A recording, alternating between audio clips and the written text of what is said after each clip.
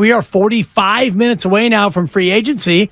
What's your level of excitement right now, 1 to 10, on news that might break at 3 o'clock? 12 and a half, 13. Okay, good. I love that. Yeah, 12 and a half, 13. There's going to be things that are going to happen here 45, 46 minutes from now that we haven't even thought of. And that's a lot of things we have because we always go through every single permutation of what all these teams are going to do. But I would guarantee you in the first 5 minutes after 3 o'clock, there's going to be at least one, if not multiple, breaking news tidbits that make you go, wow, they're doing that, or they got him, or he's going there. It happens every single year, and we're now less than an hour away. Yeah, and we're waiting to get all the news as it comes through, but little tidbits that have kind of filtered through. We started with the Harrison Barnes yesterday and Shams Charania about 7 hours ago, which would have been about maybe 9 o'clock this morning. The Pacers nearing a trade, sending Chris Duarte to the Kings for draft compensation. So the Kings feel like they're filling out their roster and ramping up what they're going to do outside of Draymond Green. But here, in terms of the Bay Area, all eyes on Draymond Green. And we are now 44 minutes away from the first time where an announcement might come in terms of Draymond Green. Yeah, as far as Draymond goes, and I think some of the leverage is gone as far as, could he go to Sacramento? Well, they don't have money now. Is he really going to go to Detroit? I know Detroit has taken Joe Harris, I think, this morning from Brooklyn. He ends up going over there. So I think what we already believed was something that was a lock. It feels like it's even more of a lock at this point. And then the questions become, how long do the Warriors have to wait to get involved in the activities and the festivities today? Because they would be a team that in a lot of ways would just be waiting for everything else to take place and rosters to fill out, and basically players that are hoping right now that they're going to get $5-10 million contracts. Warriors are rooting for those guys to not get paid, to drop their price levels down to the Warriors' range where they can maybe make a pitch. And right now we've got mostly news about players opting in or opting out. You've got a variety of players who are either picking up their option or declining their option. Malik Beasley with the Lakers has declined an option. Bruce Brown with Denver has opted out. So you think about in terms of, the players that are becoming available, other players who are deciding to not be available. Jordan Clarkson has opted in with Utah. Dante DiVincenzo, we know that with the Golden State Warriors, he chose to opt out. Andre Drummond, a target that many Warrior fans were hoping might be one of those veteran minimum guys, he chose to opt in on his deal with Chicago. So he is off the board as well. Danilo Gallinari has been traded to Washington. Rudy Gay reportedly traded to Atlanta. Draymond Green has opted out, and that's where our eyes are as we now sit 42 minutes away.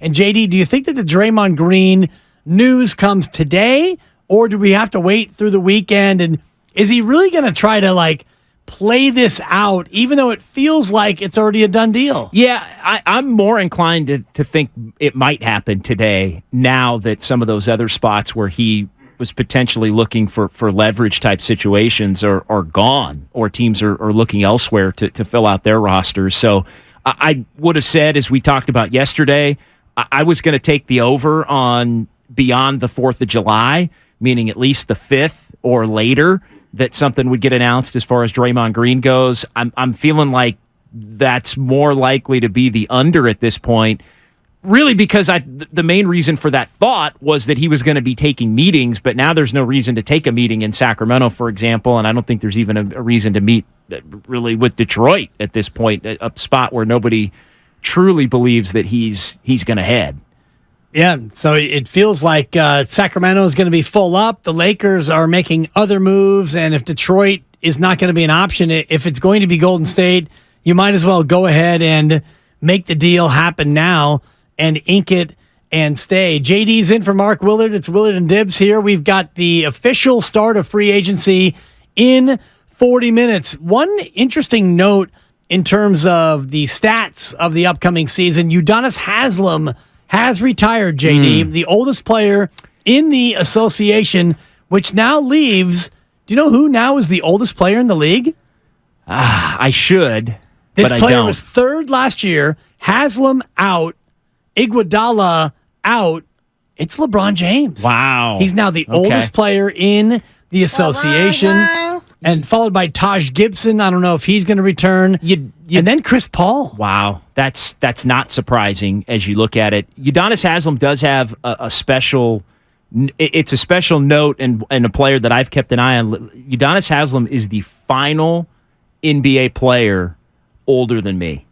Wow. Udonis Haslem is the final, and there's a couple in the major leagues. I think Rich Hill is one in Major League Baseball. Tom Brady was the only one left in the NFL.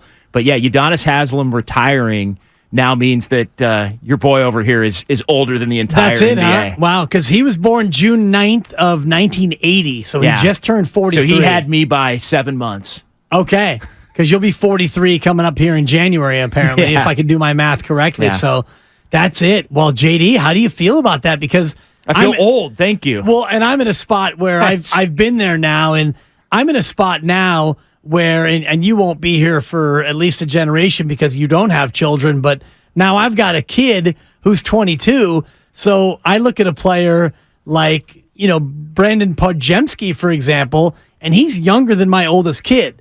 So you get to that point. You get to that point where now you've got kids in the association who are younger than your own children. And I would think at that point you would be a lot more understanding as to why maybe a 22-year-old can't quite be ready to contribute at the level that exactly a fan base the size of the Warriors would expect them to be. And thank you for that context, because we will talk about Jonathan Kuminga today, who is younger than my oldest. He's older than my middle kid. He's certainly older than my baby, who's now 10 months old. But my younger son, Keon, who is 20, is not quite as old as Jonathan Kuminga. And so I do think in terms of that, when we talk about these younger players and how come Kuminga can't this and why can't we expect him to do that?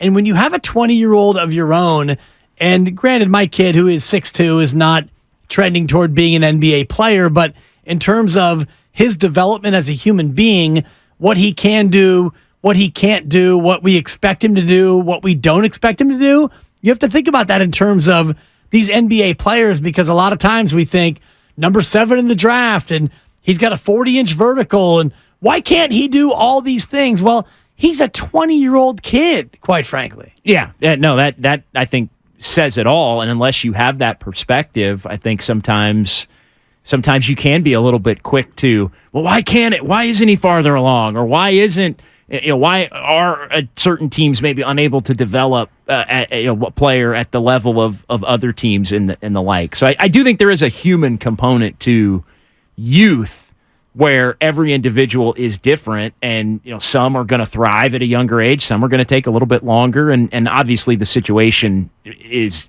as important to each individual. There's a different story tied to everybody. Yeah, and every player is different. LeBron James, for example, at 18 was far more mature and ready to go than almost any athlete in history in terms of his readiness to come in and contribute. 888-957-9570. What are you thinking about free agency getting underway here in 37 minutes? What do you want the Warriors to do as the period gets underway here at the top of the hour? A little bit of bad news for some of us who had their eye on Jock Landale. He's been given a qualifying offer. So Jock Landale out of Phoenix gets that qualifying offer from the Suns, which means the Warriors can't be a team that matches that. In case you were thinking that maybe Jock would be a guy who could filter all the way down into being that sort of a veteran minimum player. And you've got Chris Middleton opting out. Mike Muscala has been traded, so he comes off the board. Victor Oladipo opting in with Miami. Yeah. Good for Victor. If there's any player in the league I feel bad about, he might be at the top of the list, because JD, that guy was on a Hall of Fame track, but injuries have robbed him of prime years.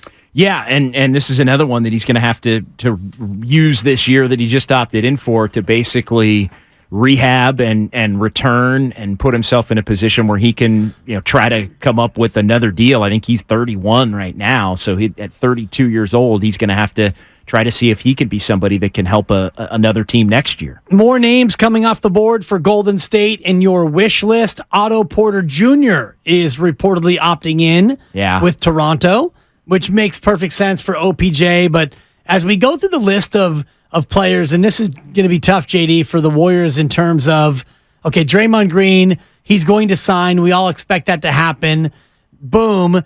And then from there, what happens after that? And if you're the Warriors, you got to sit and wait, and you got to wait, and you got to wait to see what filters all the way down to the vet min level.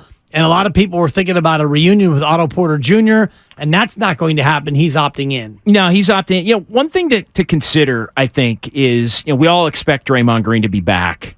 It's assumed he will be. We've discussed for the last 7 weeks since the Warriors were eliminated the desire of Steph, Clay, and Draymond to play together again and make another go of it.